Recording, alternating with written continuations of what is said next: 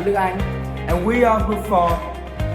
So, as you all may have known, then over the years, communications and social networking has changed a lot. However, not everyone knows exactly about all the similarities and differences, as well as whether the way we communicate now is much better or worse than in the past. And we are here to help you all out. Let's get started. So, first and foremost, let's look at how mailing has changed. Years ago, when technology was not developed, people could only mail each other by writing hand letters, which requires a lot of effort and time for delivery. However, nowadays, we can easily contact anyone through online emails. In addition, if we take time learning, then typing is obviously much quicker and more beautiful than writing by hand. We can also stay at home sending emails instead of wasting time going to post office, which is so convenient. Not only has technology affected the way we write emails, but it has also made a paradigm shift in our means of communication. Back in the former days, when cell phones were not released, offline meetings were the only way for us to communicate, in which emotions and body language are really essential. However, with the state of art technologies, humans now have more convenient ways to get in touch. Communications are no longer limited to face-to-face interactions, but they can also be chatting, video calls, or just hanging around some online games with your friends and relatives. Therefore, with these ways of communications, people don't need to focus on improving their emotions and body language and more, which might possibly to be a drawback.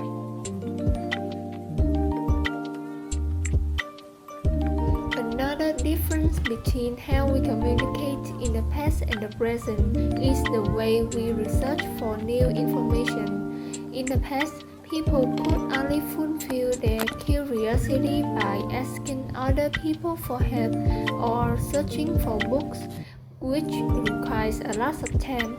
However, nowadays, with cutting-edge technology, people can look up the internet for what they need and widen their perspective.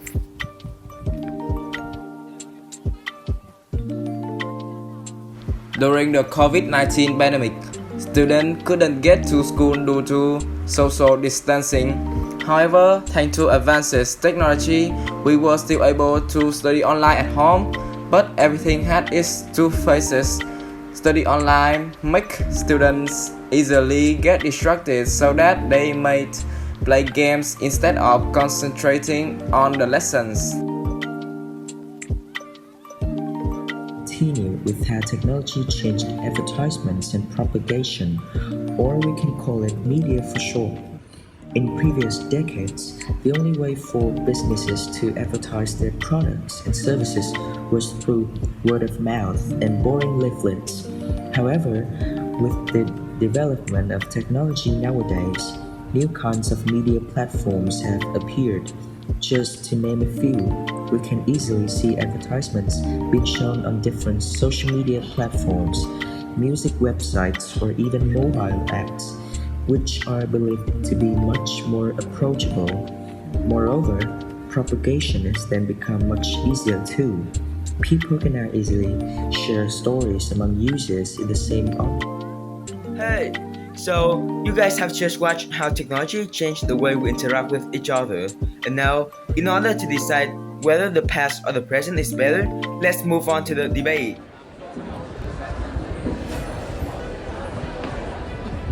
So, okay, let's start the debate.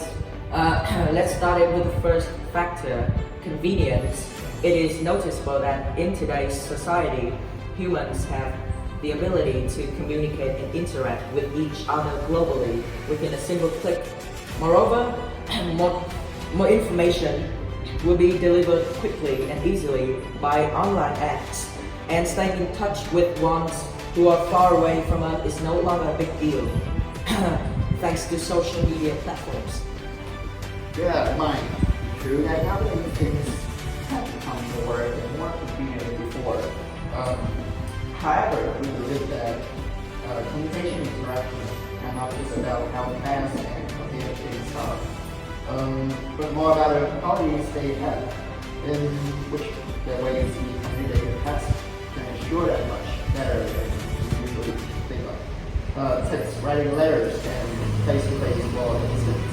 It is obvious that they are much more formal than chatting on having voice phones, right? So, well, there's no actual evidence to show that communicating online might worsen the qualities. However, as things get quicker and easier, people will have more time to prepare and embellish their texts and speeches.